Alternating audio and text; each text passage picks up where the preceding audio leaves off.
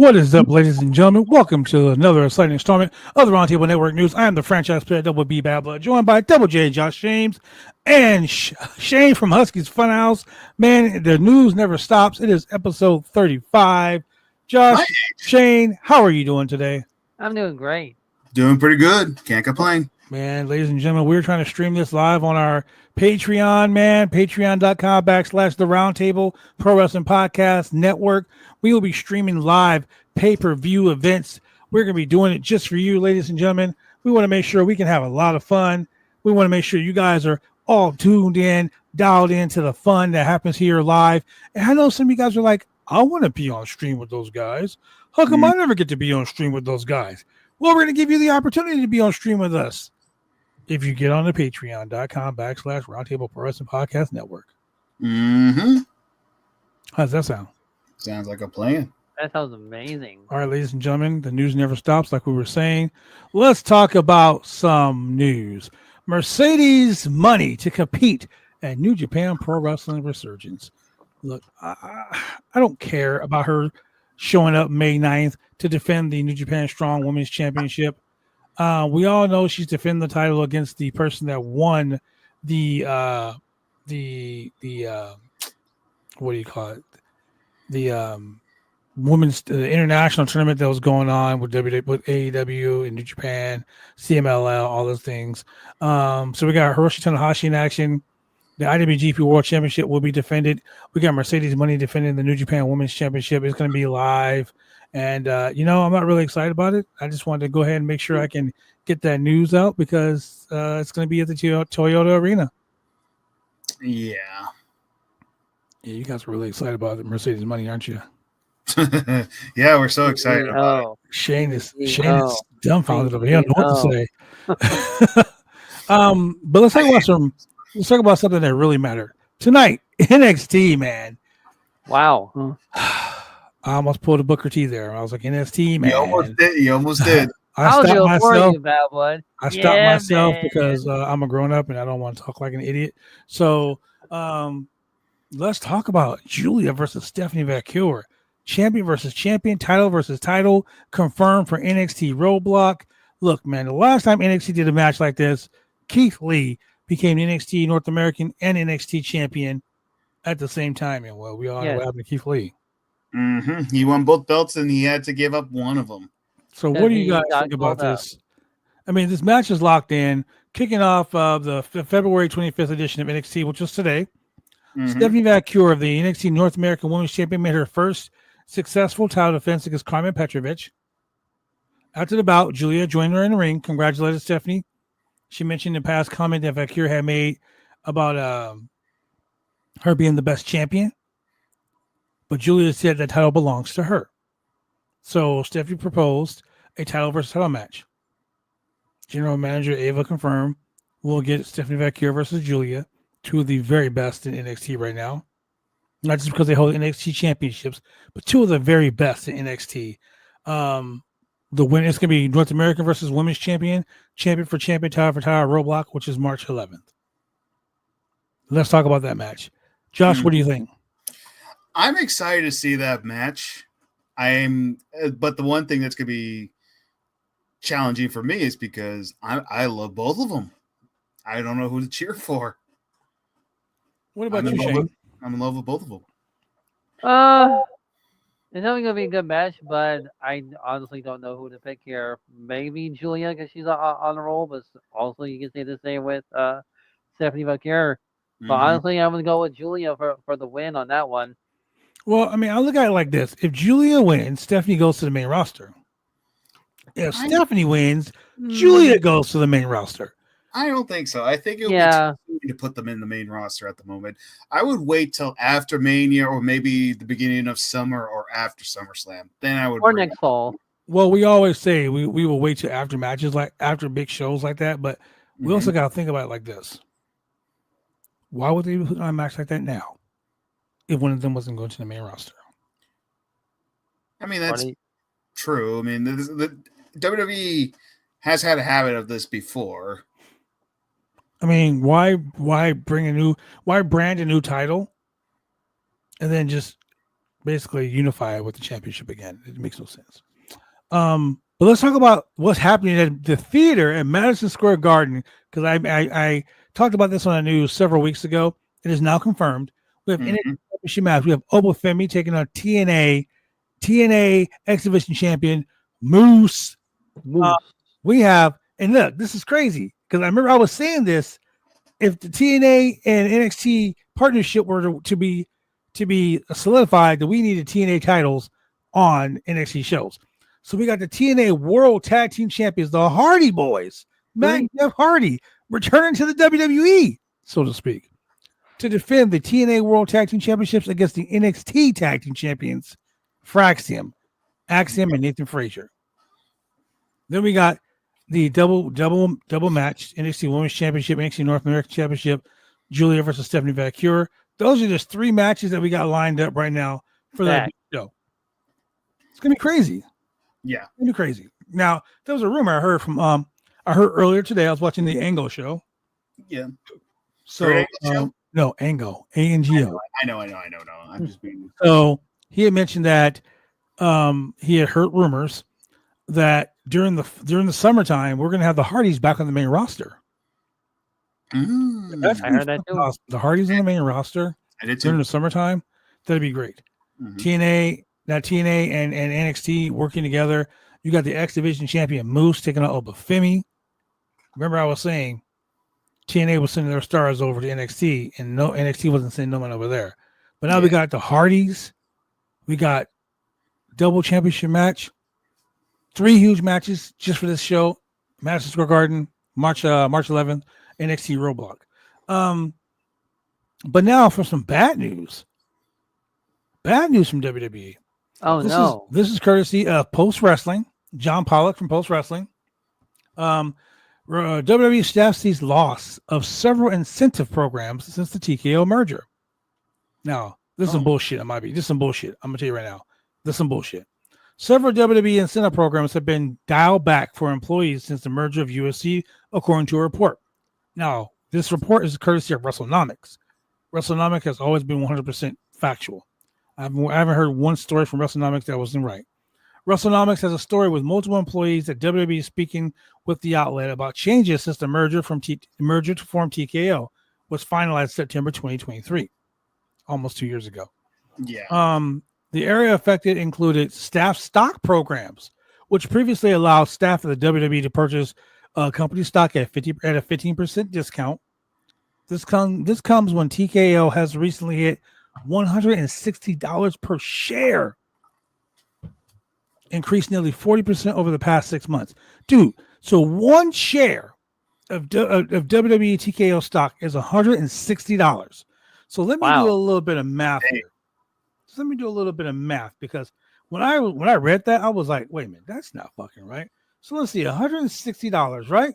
Mm-hmm. And The Rock holds how many shares? Basically all of it. No. There was an actual number. Let's just say The Rock holds 150,000 shares, right? Yeah. Let's just say that. I'm gonna go ahead and just let's see, 160 times 100,000. That is $16 million. Oh my God. $16 million for just 10,000 shares. Now imagine if The Rock, let's go back to that, 160 times, let's say, 1 million.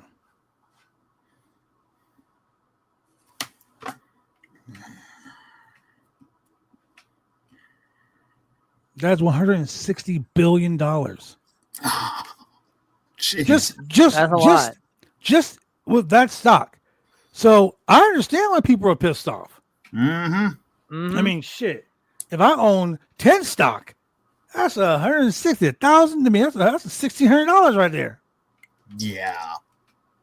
So shit, I'd be mad too. Same. So I mean, man. Brandon Thurston had previously shared an email distributed internally by the Human Resources Department of the WWE to staff members regarding the elimination of the program. This is what it said. Due to TKO's corporate structure, we are unable to launch a new employee stock purchase plan that offers the same type of individual tax benefits that were previously offered by the WWE plan. However, TKO shares continue to be granted to eligible employees as part of a long-term incentive plan. So basically, they're changing up the plan, and if you're not there for a long time, you don't get shit. No. WrestleNomics' latest report includes the removal of a WWE Superstar program, which was a peer initiative where staff were rewarded where staff could reward one another through a point-based system that could be transferred for cash bonuses, gift cards, and/or experiences. So basically, it's a program where you can cash in your points and you can share them. So I'll be like, "Oh, hey Josh, I got 150,000 points. Let me go ahead and get you a toaster oven for this 10,000 points." They can't do that anymore. TKO also removed the ability for staff to share tickets to live events, as WWE is going through a major live event boom period and escalation of prices. That is why my buddies in WWE can no longer give comp tickets. Oh, jeez. And that's why they're expensive right now. Huh. They just said, no more comp tickets, bro. No more comp tickets. The final point of the report is that members of the staff speaking to the outlet conveyed dissatisfaction over the meaningful pay increase since the merger was completed. It cites pay increases limited to a 3% cost of living raise, which arguably keeps pace with the rising costs of living in Connecticut and New York, where the WWE headquarters are based. Sorry, I got hair on my mic. It is compounded by a workloads increase since the merger and nothing increased. So basically what this is saying is the WWE is saying, hey, we're increasing your workload, but we're not paying you more money. Wow. Jeez. WrestleNomics reached out to WWE for comment, but they did not respond. TKO will release its fourth quarter and year-end financial results this Thursday.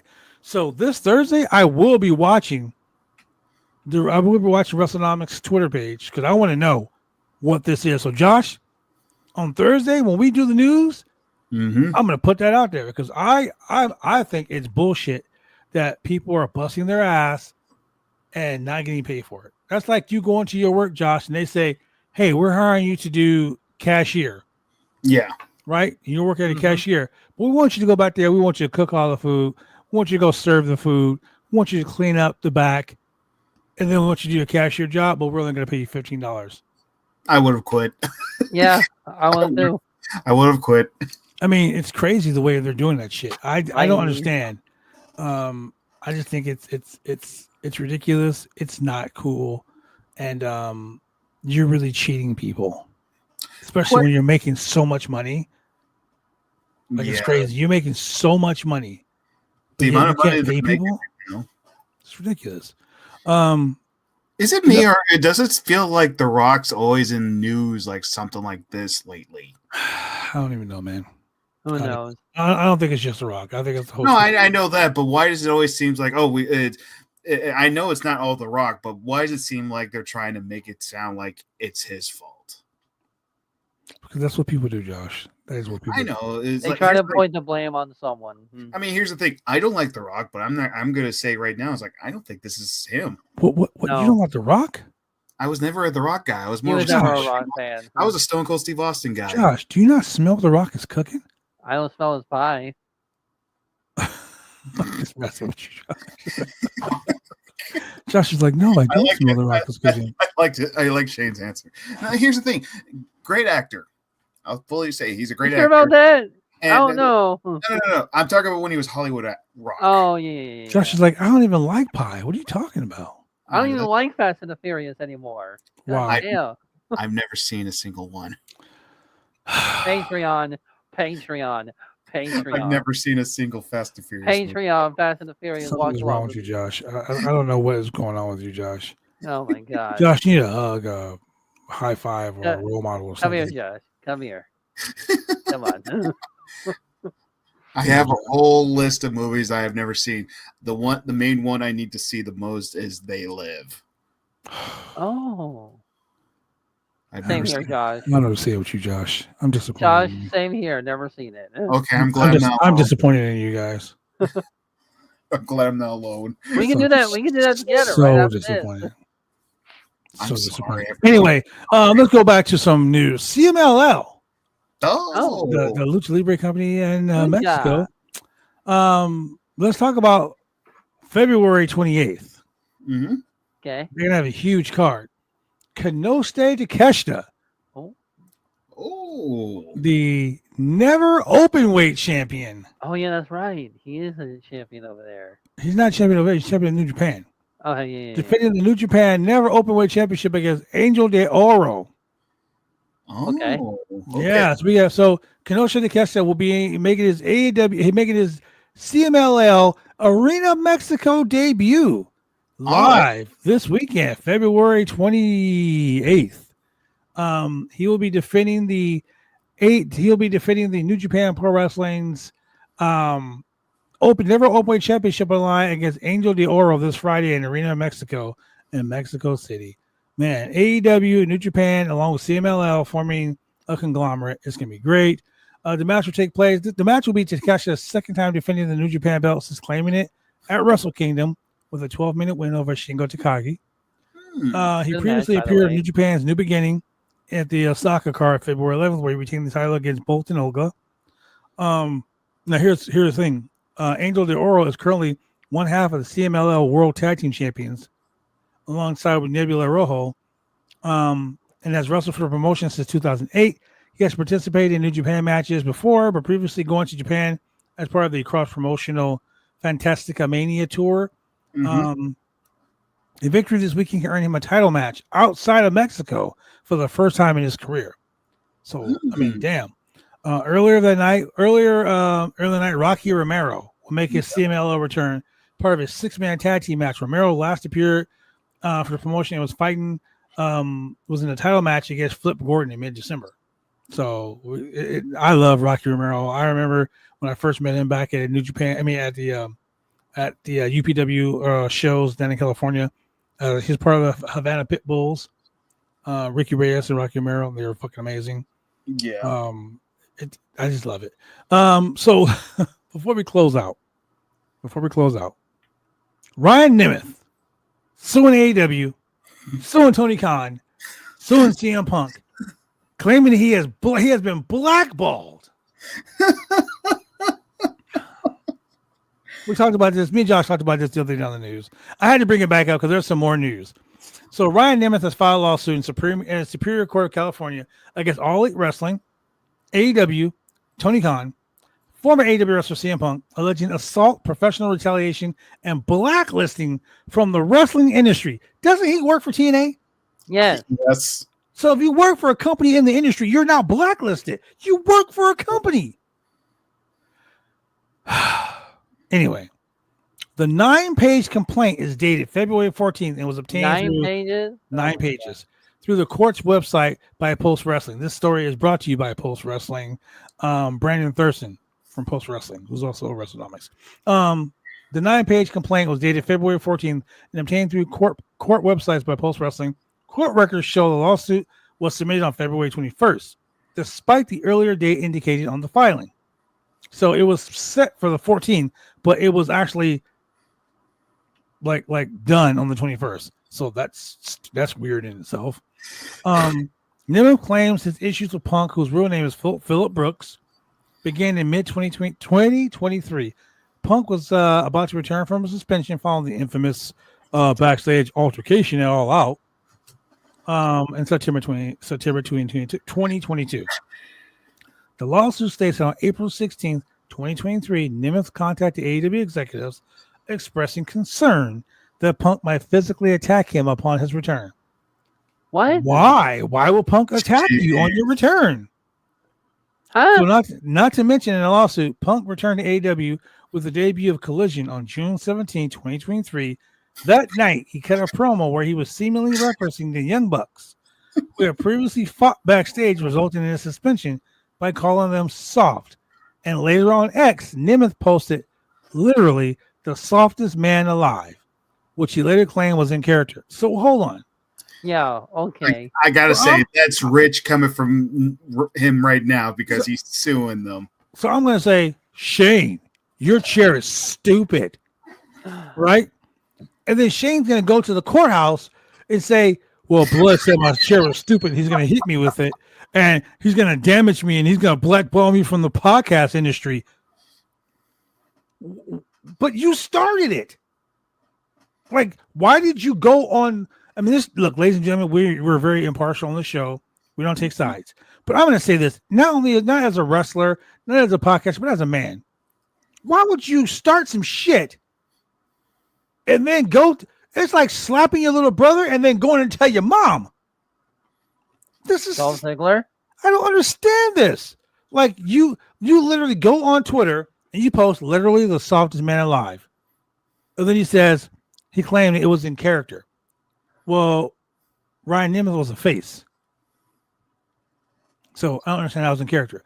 But according to Nemeth, the incident that occurred on June 21st, 2023 was Punk allegedly confronting him in the locker room, demanding to settle their differences like men. Nemeth states he attempted to de-escalate the situation and later reported it to AEW executives. So now you're a snitch. You started a fight, a person confronted you for talking shit, and then you ran to your boss to complain because they confronted you because you started some shit. Wow. But alleges the company took no disciplinary actions against Punk. Okay. Ladies and gentlemen, if you watch this show, you know that I am very critical of the stupidity of sometimes in professional wrestling. Yep. I don't hold my tongue. Be it WWE, TNA, AEW, New Japan, Mexico, Independence, whatever. I don't hold my tongue. So I'm going to say this. AEW didn't punish CM Punk because CM Punk didn't do anything wrong. Yeah. CM Punk walked up to someone in the locker room and said, don't talk shit about me on the internet. If you're going to talk shit to me, say it to my face. Pretty much. Ryan Nemeth interjected himself in something that had nothing to do with him. Got confronted because he did that. Ran to his bosses, and his bosses were like, hey, you guys are grown men. Tonight he's following the fucking court. He's going to court. AEW didn't respond to a request for comments regarding the story. A request for comments sent to a phone number believed to belong to CM Punk wasn't immediately responded to. The lawsuit argues that Khan and AEW were aware of Punk's history of physical altercations, but made a conscious decision to keep him in the company. It notes that creation of AEW Collision, a separate television program that purposely served to distance Punk from the other members of the roster. The lawsuit claimed that in addition to being a wrestler, Punk was also, in quotations, a member of the AEW management. What? Which likely refers to Punk's dual status with the company at the time as both wrestler and employee. Brooks is one of AEW's most popular wrestlers, the lawsuit states. Khan did not feel that Brooks could be removed without a substantial loss in profit for AEW. Nemeth alleges that the situation escalated April 12, 2023, when he traveled to Greensboro, North Carolina, where AEW Collision was being taped. While waiting for transportation, Nemeth said he noticed Punk using his phone shortly after he received a text from AEW official Pat Buck, instructing him to meet upon arrival at the venue. Once at the arena, Nemeth claimed Punk informed him that he needed to leave and fly out of Greensboro the same day. Nemeth alleges that being removed from the venue in front of his colleagues and fans caused irreparable damages to his reputation. He believes Punk orchestrated his removal and that Khan supported it due to his admiration for Punk. 2 days later, Nemeth said he contacted the AEW legal department to complain. His attorney states in the complaint that AEW lawyers were stunned and could offer no explanation for the action of Punk and Khan. Nemeth alleged that after continued follow-ups with AEW General Counsel Chris Peck threatened him with legal action and accused him of using a ghostwriter in his emails, which Nemeth described as a bizarre response. I would like to be a fly on the wall for this shit. I have something to say to that. Wait, before you let me finish this because it gets better. There's more. Nemeth claims he was then quietly removed from AEW booking schedule, effectively ending his ability to earn income under his per appearance contract. As stated, he was under an exclusive AEW wrestling contract from March 1st, 2023 through February 29, 2024, but he worked for AEW before being formally signed. The lawsuit described Khan as being deeply invested in Punk and heartbroken over the eventual departure from AEW. It claims Khan viewed Punk as an idol and adored him in every way. Khan publicly announced Punk's termination September 2nd, 2023 on an episode of Collision following a backstage altercation with Punk and a wrestler, Jack Perry.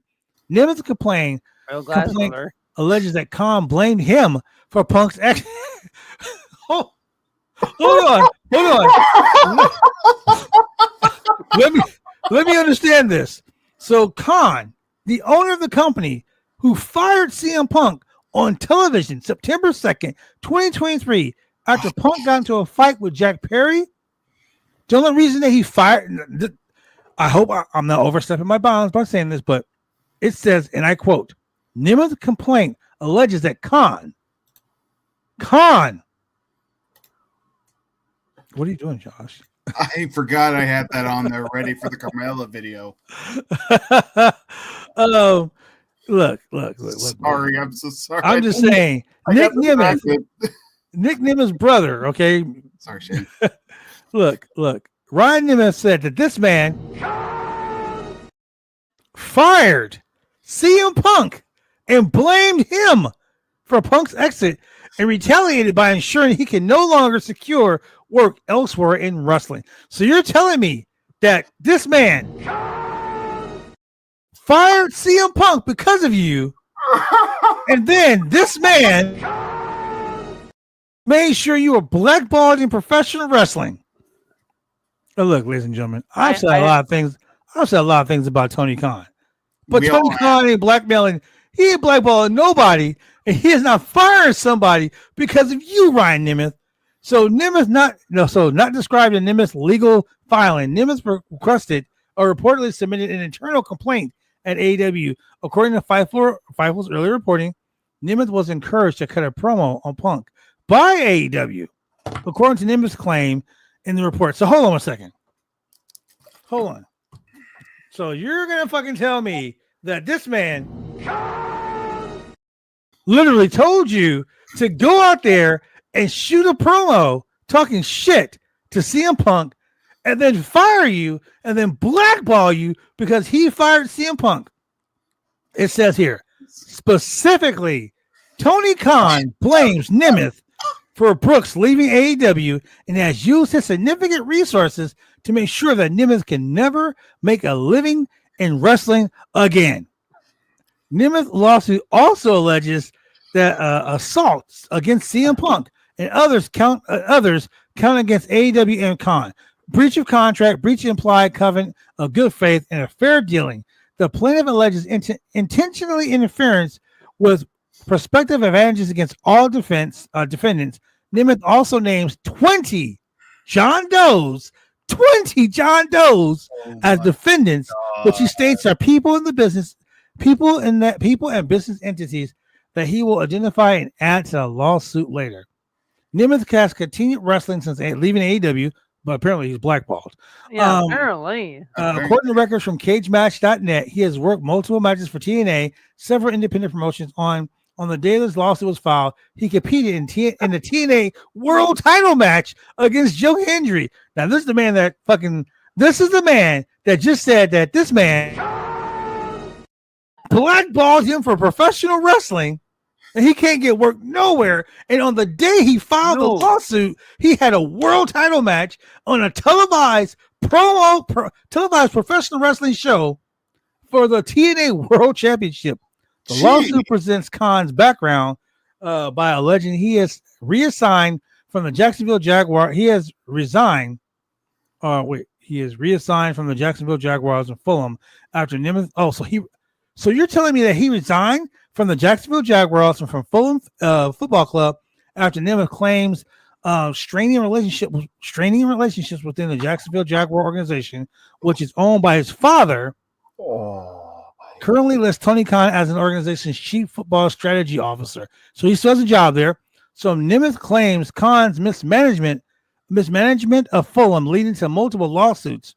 Nemeth's lawsuits further alleges the AEW was created by Khan's family as a way to provide Tony with something to do, safely away from the family's other ventures.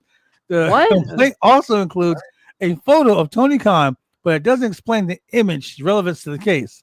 The complaint seems to contain some errors related to dates and states that Nemeth's last AEW match was on November 18, 2024, through records indicate his last match, last AEW and ROH matches were taped in November, on November 4th in Wichita, Kansas. It also claims Punk left AEW to join WWE on November 25th, though Punk's WWE return occurred at Survivor Series on November 24th, 2023. So CM Punk left the WWE to go back to left AEW to go to WWE November 25th, 2024. But he showed up at Survivor Series November 24th, 2023. So there is something wrong here. Another reference says an earlier 2023 incident involving Punk allegedly assaulting wrestlers Matt and Nick Jackson appears to align with the backstage altercation for September 22nd, 2022. Nemeth is represented by Michael W. Caspino, Price Caspino. Judge Tony L. Richardson was assigned to the case on Monday. Look, I have something to say. I don't always agree with Tony Khan, but we all don't. Bro, this is some bullshit. I think we have another Lion Hulk Hogan in our hands. I don't even understand why he did this. Why do you think I was in the whole Hogan gesture? Why put yourself in this, Ryan Nemeth? You literally. I got something to say, but hold on, Ryan Nemeth. You have made. You know, there's a saying: never assume anything, because when you assume, you make an ass out of you and me. Ryan Nemeth, you just made an ass out of yourself. Go ahead, Josh. It made no sense. He's Nick Nemeth's brother. The end. The end. Tony, I'm sorry. I'm sorry that you had to deal with this. And you know what? Tony, I'm sorry for you did the right thing, man. I'm sorry for anyone who has to deal with Ryan Nemeth. I don't even understand how this thing got filed in court. Like, why didn't the clerk just say this is some bullshit? Seriously, like here's the thing. Okay, I think we can all agree that we don't always agree with Tony Khan. That's a fact. But the thing is, what this is, oh my God, this is just embarrassing. This is bullshit. It really is. And the thing is like what you said, Blood. How did this get the green light? Because they believed it. It's going to be at the point that Tony Khan and CM Punk are going to just look at each other. He's like, they're going to do the Mega Powers handshake. If one thing brings Tony Khan and CM Punk back together, is that they're going to be fucking sitting somewhere laughing their ass off together at this fucking shit. They're both going to look at each other. He's like, do you believe this? We got to do the Mega Powers. This by far was the dumbest thing I've ever read on this show. We're gonna get that Mega Powers. I've read some dumb shit on this show, but this is the dumbest thing I've ever read on this fucking show. That doesn't work for him, brother. I'm gonna sue these men because I got blackballed. Because I wasn't probably gonna get sued for fucking making fun of this. He's probably gonna be like, those round table assholes pointing out all my flaws. Yeah, we're gonna sue you for this. They're gonna pull a Donald Trump. It's fake news. Oh, God. Fake news. You know what it is? He just wanted to be a part of the CM Punk drama. That's what it is.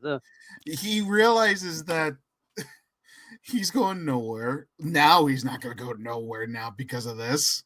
One thing I've learned in professional wrestling, and Yokozuna told me this many, many years ago.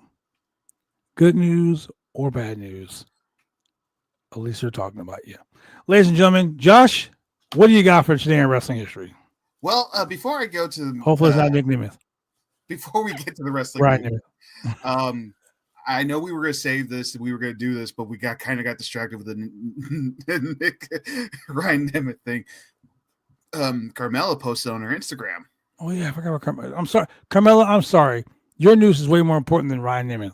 And I got the videos, and it's right here. Hang on, let me get to it.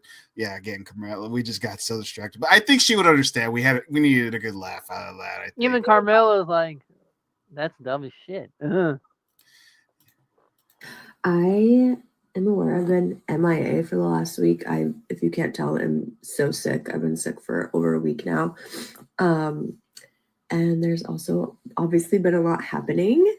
Some news broke last week, and I just wanted to let you know that I seen all of your texts and tweets and messages and DMs, and like, oh my God, you guys are just the best. And I'm so grateful for you and everything that you've been saying about Carmella and my career, and I'm so blessed. So thank you.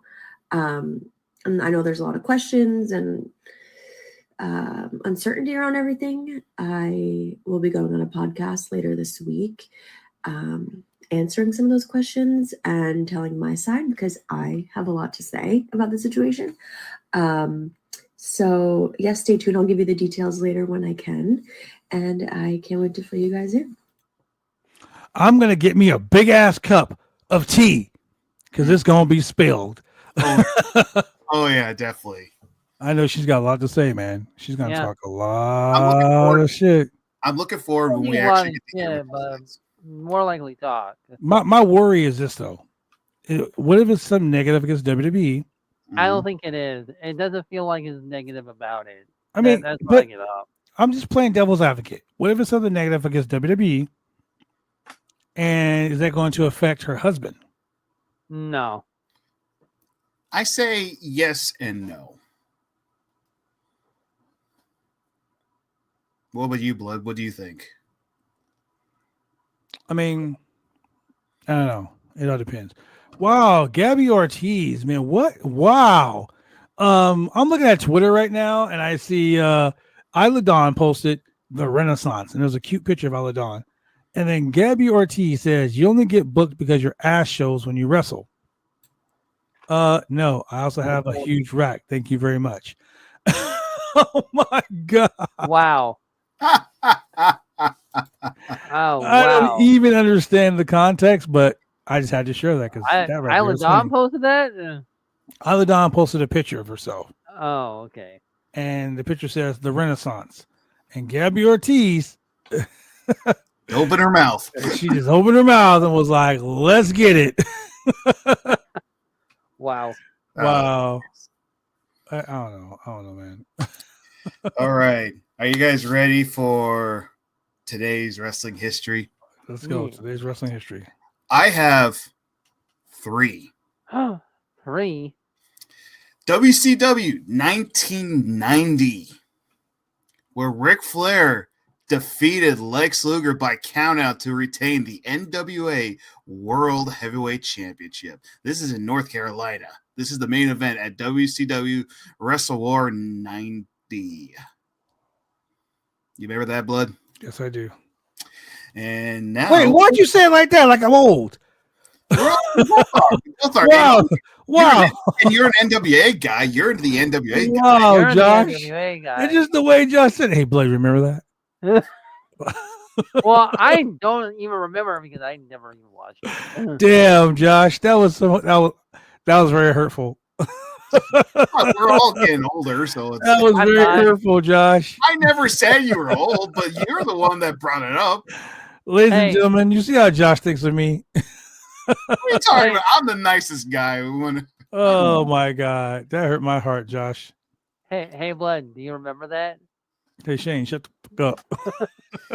Another one is WWF 2001. Oh, you want to ask me? Do I remember that too, Josh? I think we all remember this one. I think even Kinda. Shane remembers this one. Kinda. WWF No Way Out. The 3 stages of hell match between Stone Cold Steve Austin and Triple H. Okay, I do remember that one. Yeah, Yeah. that was good. That was a good match. And that was the same night where The Rock defeated Kurt Angle to become WWF World Heavyweight Champion. Great and match, we got, too. And then we got the match at WrestleMania 17, The Rock versus Austin 2. I want to rewatch that. And 2013, Monday Night Raw was the last time we saw John Cena versus CM Punk. I mean, we're Great about to see match. that this Saturday. Elimination Yes. Chamber, baby. Literally. The And final literally. two. And whoever won this match gets to face The Rock at WrestleMania 29. Yep. In my opinion, that Mania sucked. Yeah. Fun fact: at that night, we talk about Mania sucking. We talk about Mania's being good. That Mania did suck. Yeah, it did. Even I was looking forward to it, and I was let down. The only thing that was good about that pay-per-view was ending. No, Punk versus Undertaker was pretty good. I enjoyed that one. I'm glad you brought that up because I completely forgot about that. It was the only good match. See, Blood, you're not the only one that not forgets stuff. I do too. Well, you know what, ladies and gentlemen, thank you very much for joining us here on the RTPWP Network News. And once again, I want to say this man right here, you did the right thing, my friend. Have a good night, ladies and gentlemen. Don't be like Ryan. Don't be like Ryan Nemeth, ladies and Don't be gentlemen. a Ryan.